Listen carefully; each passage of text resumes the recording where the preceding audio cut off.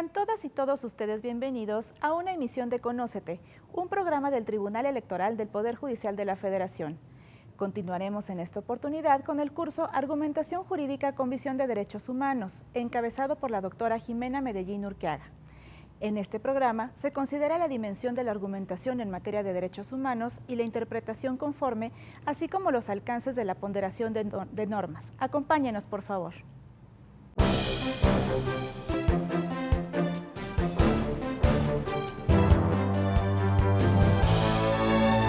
Empezamos entonces con estos problemas de interpretación conforme para concentrarnos en este primer punto de la argumentación y ahorita vamos a seguir discutiendo y tendrán oportunidad de volver a ver si ya vamos cambiando de opinión o no. Entonces, un primer momento es el artículo 20 de la Ley General de Partidos Políticos. ¿Tendríamos que interpretarlo conforme a algo o no? Principios de la Constitución. Por ejemplo, hablando de la cuestión cristiana, desde mi punto de vista, uno de los principios que todavía emergen, no sé hasta qué punto, pero la separación Iglesia-Estado todavía no está vigente.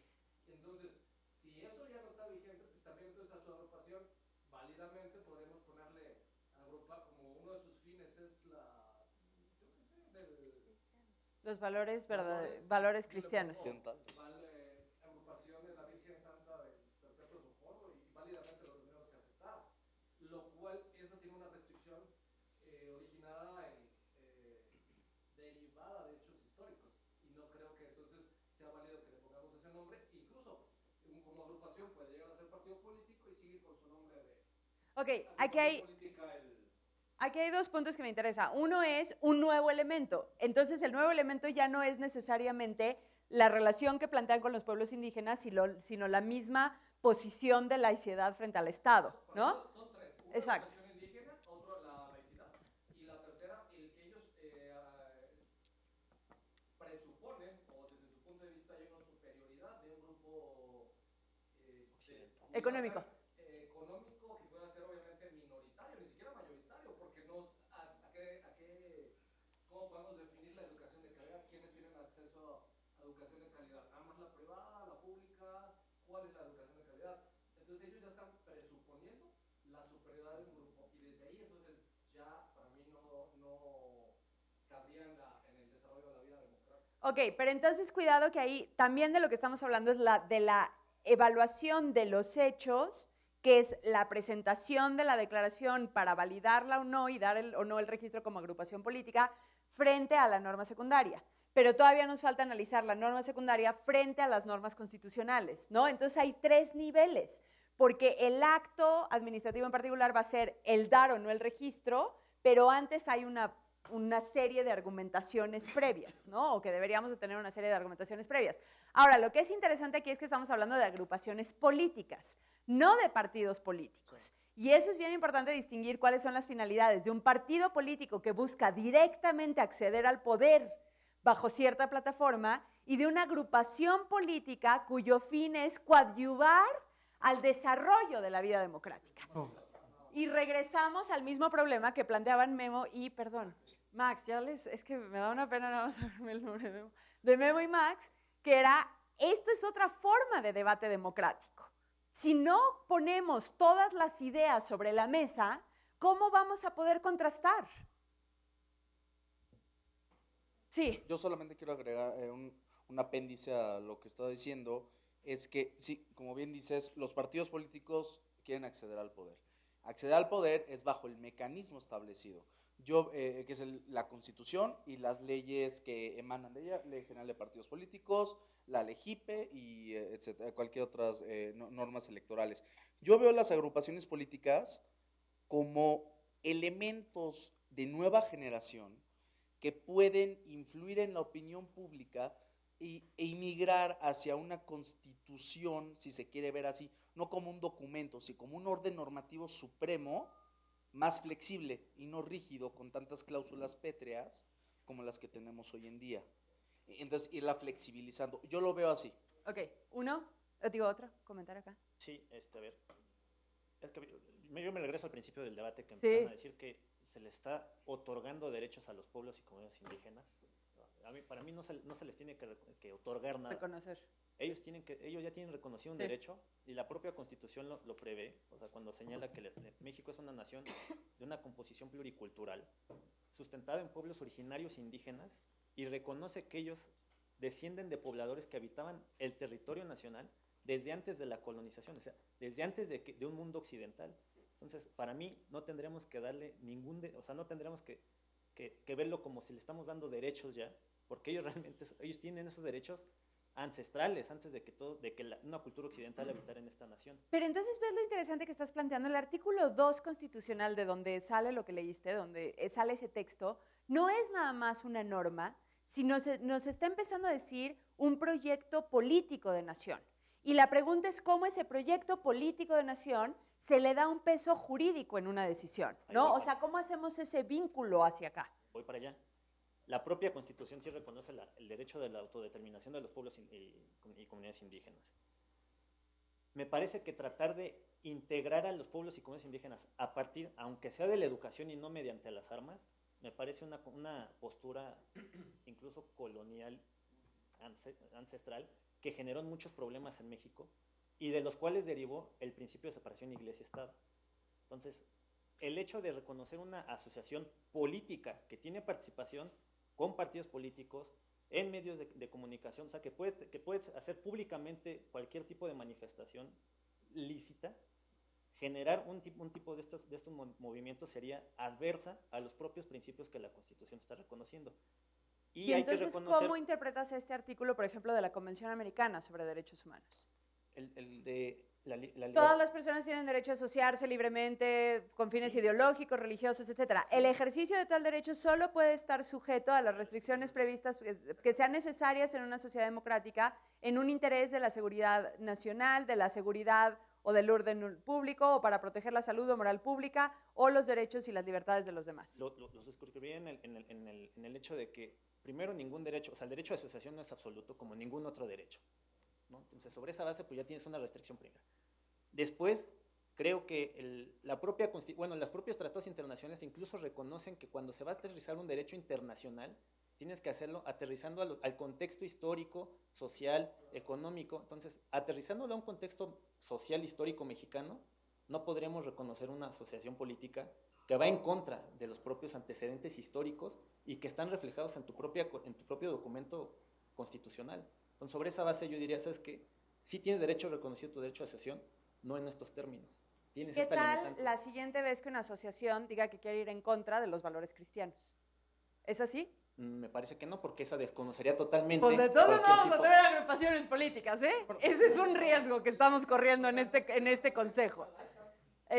1, 2, 3, 4, 1. Ok, bueno, yo creo que atendiendo a todo lo que estamos platicando, también estamos perdiendo de vista que las agrupaciones políticas, si bien coadyuvan en el desarrollo de la vida democrática, como señala el artículo 20, en el artículo 21 de la Ley General de Partidos Políticos les permite que cuando participen en un proceso electoral federal o local, podrán postular candidatos a través de un partido político. A través de un partido político. Pero de todos modos, eso no implica que esos candidatos dejen de lado los principios que rigen esa agrupación política. Claro, pero y si uno de los principios que rige esa agrupación política es la discriminación de los pueblos indígenas, entonces es contrario a los principios democráticos.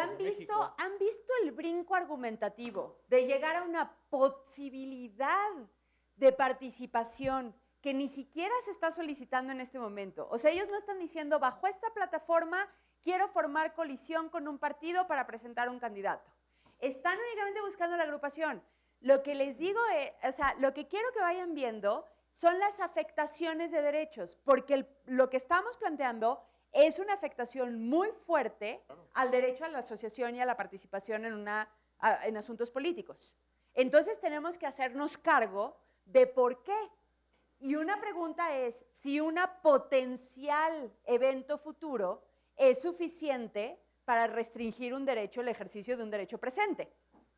Lo voy poniendo sobre la mesa, ¿no? Vamos pensando y vamos tratando de juntar los elementos para llegar a... Nos falta ver ponderación, por ejemplo, ¿no? En donde se va a ver muchísimo este problema. Pero quiero que vayan viendo cómo la argumentación, por eso a mí me preocupa mucho cuando en las sentencias ponderan y ya, y no pasan por un ejercicio concatenado de distintos momentos que nos pide la reforma constitucional. No únicamente nos pide ponderar, nos pide primero entender cuáles son los derechos que están en juego y entenderlos y reflexionarlos de manera muy profunda antes de entrar a ponderar, porque si no la ponderación va a salir mal. Ahorita, si quieren, regresamos. Entonces, si quieres, ahorita no me contestes, si quieres, síganle cocinando y síganle cocinando los que están a favor y en contra. Sí. Sí, bueno, yo iba precisamente en lo que acabas de decir. Aún haciendo la interpretación, o sea, el punto era hacer la interpretación conforme, me parece. Sí, ahorita, este es el primer punto. Entonces tenemos dos interpretaciones conformes posibles. Una es, este artículo excluye la posibilidad de agrupaciones políticas con estos fines, interpretando conforme con el artículo 2 constitucional. Pero otra posibilidad es, este artículo interpretado conforme con los artículos de derechos humanos a la asociación, que es otro derecho humano, y que también es pilar de la democracia, permite este tipo de asociaciones. Entonces tenemos dos interpretaciones que se contraponen y que entonces, para seguir el desarrollo de tu exposición, y me parece que para allá vamos, no tenemos cómo solucionar el problema a través del ejercicio de la interpretación conforme, sino que tenemos que pasar a un ejercicio diferente, que es qué pasa cuando colisionan dos derechos fundamentales y cómo podemos hacer para resolver este tipo de problemas. Y creo que ahí, digamos, la interpretación conforme sirve para un paso, pero tenemos que pasar al siguiente paso, que es ponderar. Y en el caso de ponderar, tenemos que establecer muy bien los derechos o las normas constitucionales a partir de las cuales estamos son relevantes. Por un lado es el derecho humano de asociación de estas personas conservadoras, si queremos decir, pero por otro lado, ¿cuál es el derecho de los pueblos indígenas que está involucrado? Desde mi perspectiva, no son estos derechos a la autodeterminación o a que se protejan su vida y su cultura, sino en específico un derecho muy focalizado, que es el derecho a no ser discriminados. Y esto, digamos, para poner solo sobre la mesa las normas relevantes, porque me parece que a través de la permisión del registro como asociación, no se vulnera el derecho de los indígenas a la autodeterminación, no se vulnera el derecho de los indígenas a ser reconocidos en su cultura, etc. Lo que se vulneran específicamente sería en todo caso el derecho a discriminación, y ya sería, digamos, en el siguiente paso, que seguramente vamos a ir, es derecho a la no discriminación de los indígenas versus el derecho humano a asociarse. Ok, ¿me permites que hable Mónica? Que no Sí. Mónica. No, bueno, es que ya comentaron varias cosas de las que yo quería decir. Era un poquito lo que decía el compañero de la autodeterminación de los pueblos. Yo creo que lo que pasa es que ahí es un tema más complejo de la realidad de nuestro país, que a lo mejor a veces hay necesidad de reconocer derechos que no deberían de necesitar reconocerse, porque la realidad de cada pueblo es, por ejemplo, hay comunidades en las que las mujeres no tienen derecho a votar. Entonces, por eso es necesario a veces reconocer ese derecho que, aunque se tiene per se, si no se establece, no pueden votar. Y creo que hace poquito hubo una resolución de un grupo en donde se anuló la votación porque no permitían que las mujeres votaran. Entonces, sí se permite que haya la autodeterminación de los pueblos indígenas siempre y cuando no vaya en contra de la Constitución. Y una pregunta es si eso no también es una intromisión en el ejercicio de una vida cultural y política de los indígenas. Lo que pasa es que en algunas parece que está más justificada porque viene de un debate estatal, y en otros nos está causando mucho conflicto porque viene de un debate social que aparte tiene encima estos términos de cristiano, de clases educadas, ¿no? O sea, pero hay que ver, como dice Memo, si lo que nos está brincando es el lenguaje y lo que pensábamos que está ahí, o es un problema de derechos, o en dónde está el problema de derechos. Porque Memo ya decía la discriminación, pero yo por lo menos ahorita les vuelvo a lanzar, y como les digo, no, estoy jugando abogada del diablo, eso es nuestro papel en estos casos. Hay una posibilidad de restringir un derecho por una discriminación en abstracto. ¿Qué medida específicamente discriminatoria, no discurso, medida específicamente discriminatoria está planteando esta asociación, agrupación, ¿no? Sí, si quieres, si puedes ser más rápido, porque si no ya me van a pedir otro descanso y yo todavía no. Sí, no, solamente es veo que existe un problema aquí. como sabemos, existe la patria, ¿no? Es un tema de identidad. Yo veo que voy a invocar un tema de derecho comparado que históricamente todos hemos sabido, ha pasado ya en la historia, que han habido ciertos grupos que que al grupo hegemónico en un país y a las minorías siempre ha habido colisión, ha habido problemas. Ha sido el caso, por ejemplo, del pueblo judío o de los palestinos, en el caso muy especial del pueblo judío que ha estado en varias partes del mundo y en ningún lado se pudo acoplar bien. Hubo persecuciones, hubo pogroms, etcétera. Y ahorita el conflicto de Medio Oriente es justamente eso. Mencionaba el compañero el tema de lo ancestral que ya vivían acá y que llegó al mundo occidental, se colonizó y se creó. Bueno, van cambiando las circunstancias, por eso es que creo también, y estoy convencido que también es un tema supraconstitucional. No solamente se puede resolver a partir del margen constitucional establecido, sino del margen del avance de los derechos humanos, del avance de la idiosincrasia de la humanidad y quizás de algún modelo socioorganizativo que se emplea a nivel mundial para que se genere ya un esquema de identidad patriótica o una homologación mundial a un modelo que sirva para un bien común. Es lo Sí, que es. ahorita llegamos también al principio de universalidad que tiene un punto interesante. Sí. Bueno, nada más termino rápido resaltando. Esto a veces hace ruido, ¿no? Y esto me interesa. Aquí en el artículo 9 dice, nadie podrá coartar el derecho de asociarse o reunirse pacíficamente con cualquier objeto lícito, etc. La Convención Americana dice el ejercicio de tal derecho, o sea, el de asociación, solo puede estar sujeto a las restricciones previstas en la ley, que sean necesarias en una sociedad democrática, en interés de la seguridad nacional, de la seguridad o del orden público, para proteger la salud de la moral, etc. ¿Qué norma es más amplia, la constitucional o la convencional? Porque si después nos vamos a preguntar cuáles son las normas más protectoras, pues hay que empezar a ver cuáles pueden ser las normas más amplias. La convencional. ¿Esta da mayor protección? No, es más amplia en cuanto a la restricción. Entonces esta es más restrictiva. Depende. ¿De qué depende? Lo que pasa es que, digamos, la lógica es que una restricción protege otro derecho. Entonces no podemos decir que es más amplia para proteger uno y para restringir otro, sino que, digamos, no sé cómo decirlo, pero detrás de cada restricción la lógica es que haya otro bien jurídico que protege. Entonces no podemos hablar de protectora y no protectora.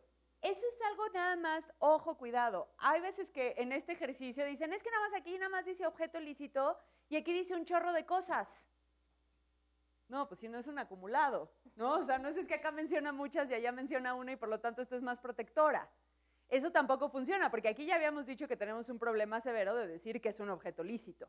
Porque obviamente un objeto lícito constitucionalmente no nada más se entiende en determinación de lo penal, o sea, de lo que es ilícito penalmente, sino que es mucho más complejo y lleva mucho más a un tema de orden público, en donde empiezan las costumbres, la moral pública. Entonces, si hacemos una interpretación, en realidad las restricciones pueden ser prácticamente las mismas, a pesar de que aquí tenga muchísimos elementos. Y eso es algo que me parece importante destacar, porque ahorita que lleguemos al principio pro persona, a veces dicen, es que hay que ver si la Constitución o el tratado es más protector. Como si una fuera una A mayúscula en una letra en Arial y la otra vaya a ser una A mayúscula en Times New Roman y las podemos contrastar perfectamente. Eso no sucede. La mayoría de las veces el texto constitucional va a tener diferencias de semántica con los tratados internacionales y eso no significa que las normas sean distintas, porque lo que tenemos que hacer es una interpretación para ver si realmente alguna de las normas establece un estándar más protector o no, sobre todo cuando no hay una restricción expresa. E incluso cuando hay una restricción expresa o supuestas restricciones expresas, por ejemplo, la prisión preventiva oficiosa, lo que se conoce como la prisión preventiva oficiosa. Si ustedes leen el artículo, es el 16, ¿verdad? Creo, de la prisión preventiva oficiosa, que dice el Ministerio Público podrá solicitar la prisión preventiva y luego dice punto y seguido. Es el mismo párrafo, punto y seguido. El juez, coma, de manera oficiosa, coma, otorgará la prisión preventiva en los casos de X, Y, Z, R. ¿Eso es una restricción constitucional expresa, por lo que les conté ahorita? ¿Sí? La Suprema Corte ha entendido que sí. Y una de las preguntas, o sea, que la Constitución está ordenando la prisión preventiva en los delitos que se enumeran en ese artículo. Una pregunta que nos tenemos que hacer es, ¿qué significa oficiosa en el sistema jurídico? ¿Oficiosa es sinónimo de obligatoria? No, inquisitivo. ¿Qué implica inquisitivo? De motu propio Que del no gobierno. pase por petición. Exactamente. Sobre todo cuando el artículo viene, el primer supuesto es el Ministerio Público podrá solicitar. Punto y segundo, el juez de manera oficiosa podrá ordenar la prisión preventiva en estos supuestos. Oficioso significa que no tiene que haber petición del Ministerio Público. Oficioso no significa que el juez no tiene que evaluar las condiciones para establecer una prisión preventiva. Pero es peligroso que no se haga una interpretación, porque entonces dicen, hay una incompatibilidad entre la Convención Americana, porque la Convención dice que el juez deberá determinar la prisión preventiva atendiendo a las circunstancias del caso, y la Constitución no dice eso.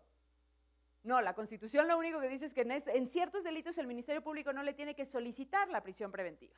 Que nosotros hayamos entendido que eso implica que además no tiene que hacer un análisis casuístico, ese es un problema de interpretación constitucional. Claro. Ya ni siquiera pasa por una incompatibilidad entre el tratado y la norma constitucional.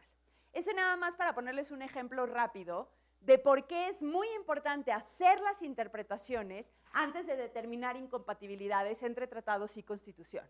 Porque sí, los tratados van a tener un lenguaje normalmente distinto al de la Constitución y eso no significa que tengan estándares y normas distintas, ¿ok? O que reconozcan, y sí también puede ser que reconozcan ciertas partes del derecho que no están explícitamente reconocidas en la Constitución, pero el silencio constitucional no es una incompatibilidad. Déjenme avanzar rápidamente en esto, nada más para seguir, porque si no, ya sí, se nos va a acabar el tiempo. Entonces, en esto que habíamos dicho, si lo vemos en el caso, habría tres distintas formas de interpretación conforme. La interpretación del artículo 20 de la Ley General de Partidos Políticos conforme a los artículos 9 y 35, por ejemplo, de la Constitución, nada más como un ejemplo, ¿no? La norma constitucional conforme a la norma internacional, es decir, los artículos 9 y 35 conforme a los artículos 16 y 23 de la Convención Americana y la jurisprudencia interamericana, sobre todo para entender los límites del derecho a la asociación. Eso va a ser muy importante para entender los límites. Y las normas o las normas constitucionales y convencionales, el parámetro, conforme a los principios esenciales del sistema, que ya los empezaban a anunciar. La nación pluricultural. Eso puede ser un principio esencial del sistema porque son los valores objetivos con los que nos entendemos como sociedad. Pero también todavía teníamos del otro lado un tema de democracia, que tal vez la democracia tiene un tema de libertad de expresión muchísimo más amplio, o del Estado laico. Esto es cuando la interpretación conforme se refiere a los principios o valores estructurales del sistema. Ya no son normas muy concretas, sino de las normas podemos ir derivando cosas que nos van dando una identidad política, como les decía, de modelo político y de modelo social, que eventualmente esperaríamos relacionarlo con una teoría de la justicia mucho más compleja para encontrar si hay una moral social, si podemos empezar a hablar de una moral social que nos ayude a definir un caso tan complejo o que parece complejo como estos, ¿no? Bueno, pero además de la interpretación conforme, entonces en un segundo paso ya nos empezamos a topar con la interpretación del derecho, del contenido del derecho, y llegamos al principio pro persona. ¿Qué es el principio pro persona? La interpretación más favorable de la persona. ¿Quién más? ¿Qué es el principio pro persona? Darle el significado más favorable ¿a qué? A la norma legal, a la norma secundaria, a la norma constitucional. Entonces, si le damos la interpretación más favorable al artículo 20 de la Ley General de Partidos Políticos, le deberíamos de dar el registro. Ya volvimos al mismo problema que teníamos al principio. Que ese es uno de los grandes temas que nos han dicho los juzgadores. La interpretación más favorable, ¿para quién? O sea, de verdad, lo que nos dicen es, ¿para quién? Porque en ciertos casos es muy claro cuando tienes uno, pero cuando de pronto te empiezas a topar que hay otros directamente involucrados en el caso, porque es un caso de instancia en donde hay dos partes, otros abstractos, como en este caso los pueblos indígenas, más favorable ¿para quién? Esa es una de las grandes preguntas y ahí parece que el principio pro persona nos lanza a una paradoja que es casi imposible de resolver. La ponderación. Mi planteamiento es que el principio pro persona no excluye la ponderación, es un paso previo a la ponderación. Ah, claro, sí. Sí, o sea, el principio pro persona es un parámetro general de regularidad constitucional y a partir de ello, cuando existe conflicto o un aparente conflicto entre dos derechos que aplicaría el pro persona, entonces ponderamos. Todavía te voy a dar otra idea, a ver si te parece. Okay. A ver, el principio pro persona, y otra vez regreso al problema de conceptos construidos de forma inductiva y que los tratamos de entender deductivamente, ¿no?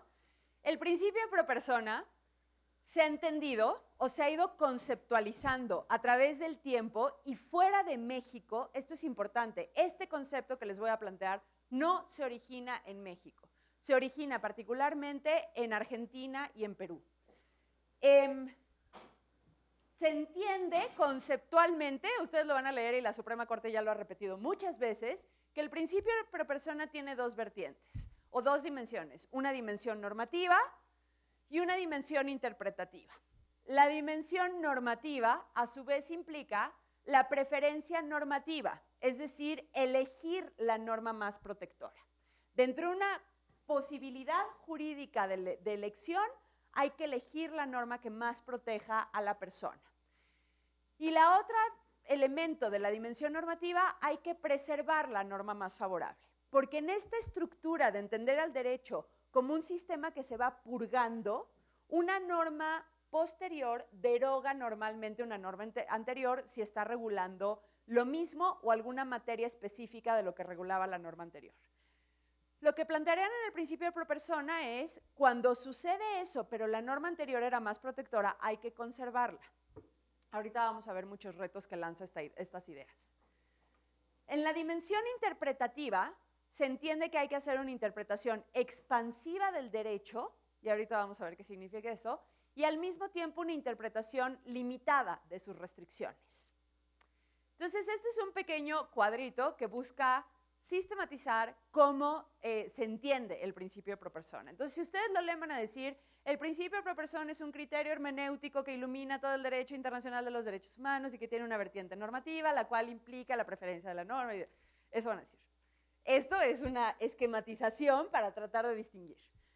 Un debate que se ha hecho muy importante en México es si realmente el principio pro persona es un concepto monolítico que lo que implica son pasos secuenciales de ejercicio normativo, o si en realidad esto nada más es un acumulado de ideas que podemos operar de distintas formas, ¿no?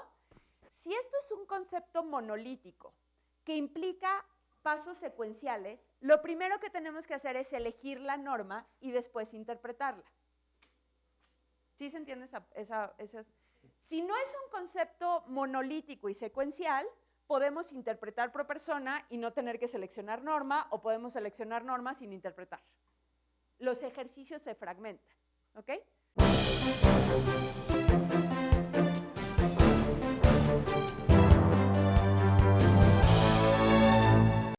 Agradecemos su compañía. Les invitamos para que no se pierdan la siguiente entrega de este curso sobre argumentación jurídica con visión de derechos humanos. Soy Paloma Orona, esto fue Conócete, una producción del Tribunal Electoral del Poder Judicial de la Federación. Hasta la próxima.